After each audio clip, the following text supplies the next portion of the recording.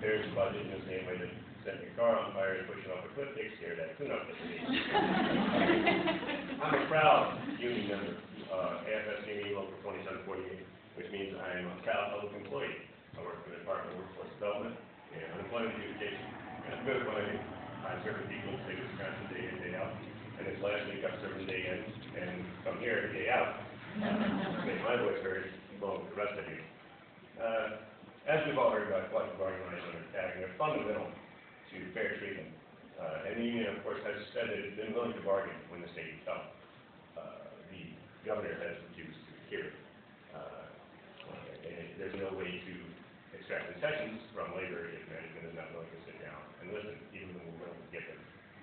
But the bigger system that still also attacks free speech for all of us, in that it removes fair share funding from union dues. Right now, everyone who works for a union job in the state, whether you want to be a union or not, you have fair share dues deducted from your paycheck. This prevents the free rider problem, the collective action problem, when dealing with it. And if you remember the Citizens United Supreme Court decision from a couple of years ago, which said that there is no limits placed on funding for election campaigns by either corporations or unions.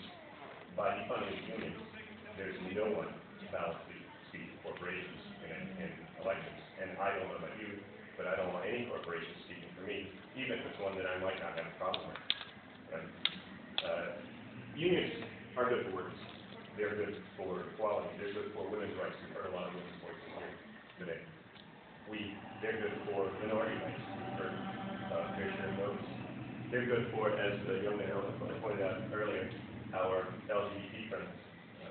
They're good for those people's rights as well. They're good for human rights. Right? Money doesn't have rights. Humans do. And I don't think it's right for us to throw those away because of fake budget prices. Now finally, I want to put in some more background information on people know that I think it was more appropriate for me to end with it. I'm not from Wisconsin. I was born in Mississippi into very serious poverty, and you don't want to be poor anywhere in the country. You certainly don't want to be poor in Mississippi.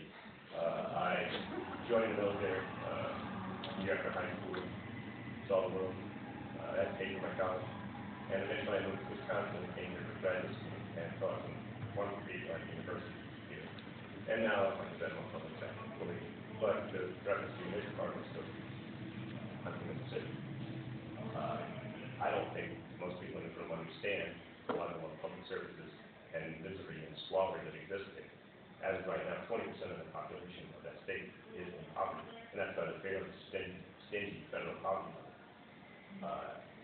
It is everything that this bill wants. It wants to make it difficult, if not illegal, for workers to organize to get a fair share of the value they add to the economy. And I don't, you just don't want to turn this state into Mississippi North.